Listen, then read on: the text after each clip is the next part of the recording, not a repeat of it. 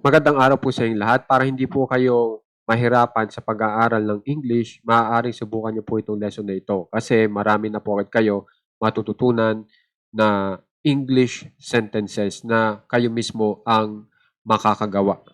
Okay po? So, maaari po itong gamitin ng mga baguhan para humusay po agad sa English. So, mag-umpisa na po agad tayo. So, ang aking ituturo po sa inyo ay ito po, kung saan ay tayo ay merong i-request o kaya meron tayong gustong ipagawa doon sa taong kausap natin. Okay?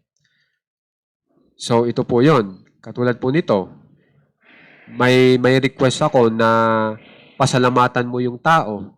So, para masabi mo yon, pasalamatan mo, thank. Okay? Tapos yung sila, them. Thank them. Pasalamatan mo sila. Nakapag-English na po agad kayo. Kung gusto mong pabilhin yung tao, bilhin mo ito. Buy it. O kaya bilhin mo iyon. Buy it. Bilhin mo iyan. Buy it. Okay? Tapos, panuurin mo iyan. Watch it. Okay? Tapos, ito, subukan natin to. Dapat matuto po tayong humingi ng tawad. Patawarin mo ako. Forgive me. Okay? Para magkabati na kayo. Tapos, tapusin mo ito. Finish it. Kunyari, ay may gusto kang ipatapos na assignment o project dun sa kausap mo. Tapos kung gusto mong sabihin na ito, gawin mo ito na laging ginagamit, do it. Okay? Tapos to, ayusin mo iyon. Fix it. Okay? Bisitahin mo si Mabi. Visit Mabi. Okay? Bali, kung mapapansin nyo, gumamit po tayo dito sa taas ng mo. Yung mo po dito ay hindi ko na tinranslate sa English bilang you. Kasi pag tayo ay nagre-request o nag-uutos, may batas po sa English na maaaring wag mo nang i-translate yung mo. Kasi maunawaan din po kayo ng inyong kausap na Amerikano. Okay, yan yung batas sa English. Pero pag sa Tagalog po, kailangan nyo talagang idagdag yung mo para lang malaman ng tao na siya yung inyong kausap na nagre-request kayo o kaya nag-uutos kayo. Yun po ang dahilan. So ngayon, unawaan nyo na kung bakit hindi ko na tinranslate yung mo. Ang tinranslate ko lang talaga ay itong pasalamatan bilang thank, bilhin bilang buy, panoorin bilang watch, hanggang dito sa bisitahin bilang visit. Okay po? Bale, para makabuo po ako ng request o pag-uutos gamit po itong lesson natin na ito, gumamit po ako ng tinatawag na verb. Yung verb po ay ito pong thank hanggang dito po sa visit.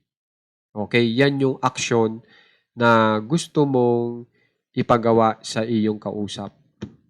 Okay, yung verb, after po ng verb, dinagdagan ko po nitong nasa baba, di ba? Nitong ako, sila. Ang tawag naman po dito sa me hanggang dito po sa it ay object pronouns. Pag sinabing object pronouns, yan po ay maaaring tao o bagay pero hindi po natin pinag-uusapan. O yan yung hindi po subject yan. So tandaan nyo na yan yung object pronouns. Samantala, yung mo, yan po yung ating subject o pinag-uusapan. Na ang tawag naman po dyan ay subject pronoun. Okay? Ngayon, dito naman kay Mabi, ang tawag naman po ay object noun. Kasi pinangalanan na po natin yung tao, hindi po natin itinuro. Pag itinuro natin, ang tawag ay object pronouns. At ito ngayon, me hanggang it. Pero pag pinangalanan mo na yung tao ng particular, object noun naman ang tawag. So, yan lang naman po mga tatandaan nyo at makakabuo na po kayo ng tamang mensahe sa English na nag-uutos o nagre-request. Okay? So, sana may practice At dagdag kaalaman, yung hindi po masyadong naituturo na importante. Yung verb po natin dito ay ang uri niya sa verb ay transitive verb. Nang ibig sabihin, nangangailangan ng iba pang salita para kumpletuhin niya, para kumpletuhin siya. Katulad po nito, pasalamatan mo. Pag hanggang dyan lang, may tanong tayo. Sino ang pasasalamatan? Yan ang transitive verb. Nangangailangan pa ng ibang salita para makumpleto yung ideya niya.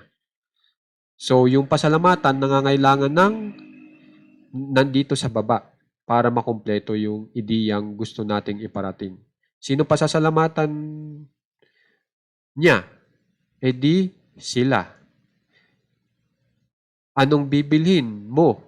E di ito o iyon. Anong tatapusin mo? E di ito. So, yun po ang ibig ko sabihin sa transitive verb. So, kung may mamaster nyo lang po yung mga sinasabi ko ngayon sa inyo, talagang gagaling po agad kayo sa English. Marami na po agad kayong may uutos o may re-request na pwede nyong dagdagan po yung mga verb, yung, yung verbs po na nandito. Pwede kayo magdagdag. Basta, iisipin nyo lang yung verb po ay dapat transitive verb. Okay? At saka yung may babagay po dito sa ating object pronouns o kaya object noun. Okay?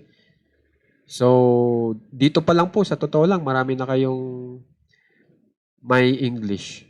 Okay? At saka tatandaan nyo, dapat po yung spelling ng verb po natin ay original na spelling. Ano bang original na spelling ng buy?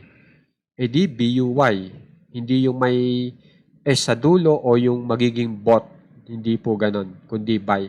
Kalimitan, makikita nyo yan sa dictionary kung saan ay siya yung unang salita para sa salitang buy o kaya siya yung pinakamalaking salita sa iba pang mga kasamahan niya.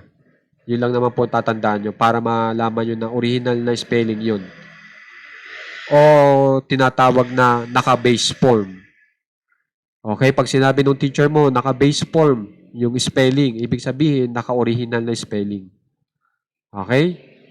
So, sana mag-aral ng maigi at sana makikishare naman po para makatulong sa iba and syempre, para matulungan din naman po ang page natin. Okay? Maraming salamat po.